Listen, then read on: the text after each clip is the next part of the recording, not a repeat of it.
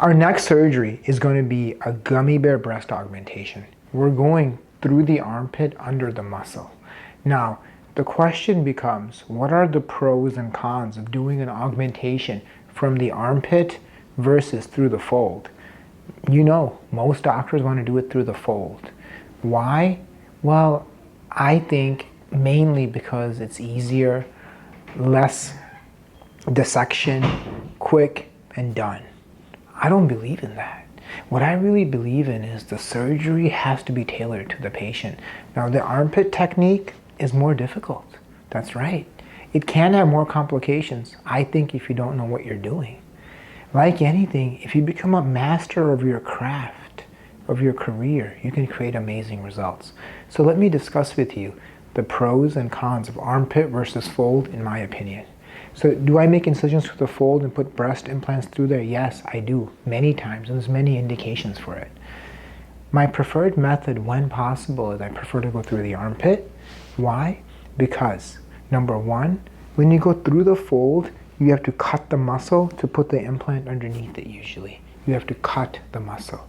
So what that means is it changes the muscle function, it makes the fold often less round, and you can often get a boxy appearance, and even in some patients, the implant can protrude a little bit here and you can feel the edge of the implant. If you have implants, you know what I'm talking about. Now when you go through the armpit, it's, I think, more advantageous because you're not cutting the muscle. You put the arm like this when the patient's asleep, you take the muscle and you lift it up. You make the pocket, and while the muscle is lifted up, you slide the implant in. Now it's hard to do because when I'm through here, I'm dissecting, I see everything, it's easy. When I'm all the way here, dissecting down here, it's difficult to predict how it's going to open, what the pocket is going to look like, how you're going to stop bleeders, and how the implant is going to sit. And once you put the implant in through here, once it's inserted, it's really hard to make manipulations.